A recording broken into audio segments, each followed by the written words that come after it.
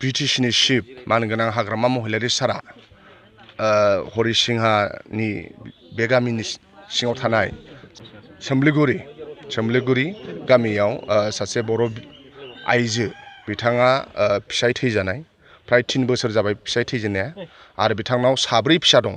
सासे देरसिन फिसालाया दा हायार सेकेन्डारिखौ सेकेन्ड डिभिजनाव पास जानानै गुवाहाटीयाव हाजिरा मावो। 3 फिसा दंबावो। बेयो फरायगासिनो दं क्लास 6आव 2 आरो क्लास 2आव सासे आरो बिथाङा हटेल हाजिरा मावनानै सानसेयाव 250 बिथांमोनहा मोनो। दा साननैसो सिगां निउसाव बिथाङा न' गैया, बिथाङा हाया आधा खाथाल' होनदों, माने 1 खाथाबो नङा हाया आधा खाथा बावनो जेन थिं खोबनानै दङ। 4 फिसाखौ बियो बेयावनो बेंगासिनो दङ। दा बे बाथ्राखौ मिन्थिनानै BTCनि चिफ मानगोनां हाग्रामा महिलारि सारा 3 लाख थाखा जोंनि मोनसे लाइमोन टीमनो हरदों आरो फैनानै जोङो बे मानगोनां आब'नो जोङो 3 लाख थाखाखौ होफैबाय। बेजोंनो बिथाङा न' लुनो नांगौ, न' लुगोन आरो बिथांजों जोङो इतिमধ্যे जों गथायबाय आरो बिथाङा न' लुगोन होननानै गाव बुंदों। दा जों आफा अबंलावरिनाव आर'ज खालामो, सासे फिसाय गैजायै सासे बर' आइजोआ 4 फिसाखौ फोरोंबाय थानाया बे गोरलै बाथ्रा नङा आरो बिनिनो फिसाफ्रा फरायनायाव बिराद मोजां। सासेया सेकेन्ड डिभिजन पास जानानै देरसिन फिसालाया रांखान्थि आंखालनि थाखाय हायार सेकेन्डारिनि उनाव फरायनो मोनाखै होननानै बिमाया खिन्थादों। 3 फिसाया फरायगासिनो दङ हरिसिंहा हायार सेकेन्डारियाव क्लास 6 आरो क्लास 2आव फरायनायाव बिराद मोजां।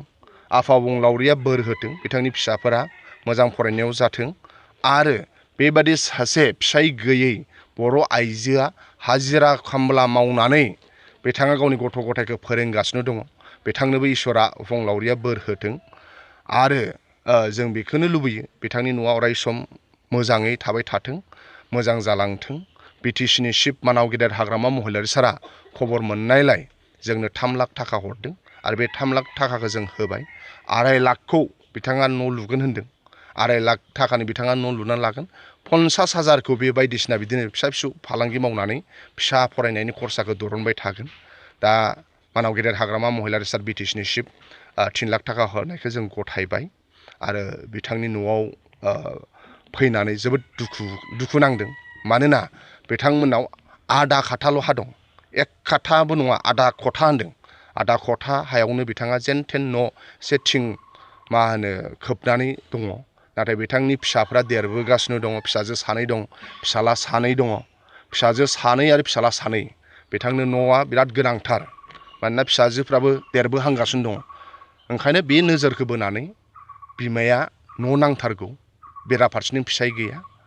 दा मानाव गेदेर BTCनि चिफ हाग्रामा महिलारि सार हरनाय फैसाखौ जों होबाय आरो बे फैसाजों बिथाङा मोजाङै न' लुनानै गावनि गथ' गथायखौ फोरोंलांथों, बेखौ जों मिजिंथिनाय थाबाय। उन समाव आरो मा जायो, बिनि फिसालाया हायार सेकेन्डारि सासे पास दं सेकेन्ड डिभिजनाव, बेखौ जोङो थांनानै BTCनि चिफ मानाव गेदेर हाग्रामा महिलारि सारनो जोङो रिपर्टखौ हैगोन।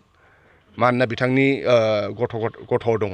बे रिपर्टखौ जों लाजोब्बाय आरो बे रिपर्टखौ जों BTCनि चिफ मानाव गेदेर हाग्रामा महिलारि सारनो हैगोन आरो गमामायैनो फैनानै बिथांनि न'आव बेबादि दुखु दाहाखौ नुनानै जोंबो गोसोआव गाबखांनाय मोनदों आरो दुखु मोनदों।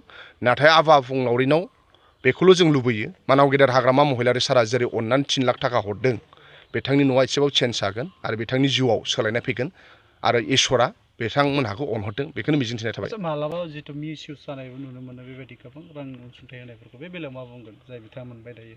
दासिमहालागै जों जाय फरायसाफोरनो होदों दासिमबो मिसइउज जायाखै आरो मानाव गेदेर हाग्रामा महिलारि सारा गोसोआ बिराद अनसुला आरो जोंनाव बेबायदि रिपर्ट फैयाखै जायनो जों फरायनो हरदों बिथांमोनहा बेबायदि मिसइउज जादों होननानै जायनो जोङो अनदों चिफआ अनदों, दासिमबो जोंनि गेजेराव बेबायदि मिसइउजनि रिपर्ट फैयाखै आरो जों बेखौल' लुबैयो मिसइउज दाजाथों। अबंलावरिया साफ्रोमखौबो गोहो बोलो होनानै बुद्धि होनानै राइट फैसाया राइट खामानियाव बाहायजाथों, बेखौल' अबंलावरिया बिथांमोननो गोहो आरो बुद्धि हरथों। जोबथारनायाव बड'सा खौरां बिजोंनिसिम मा मेसेज होगोन, जितु बे खौरां बिजोङावनो बे गिबियै फोसावजादोंमोन?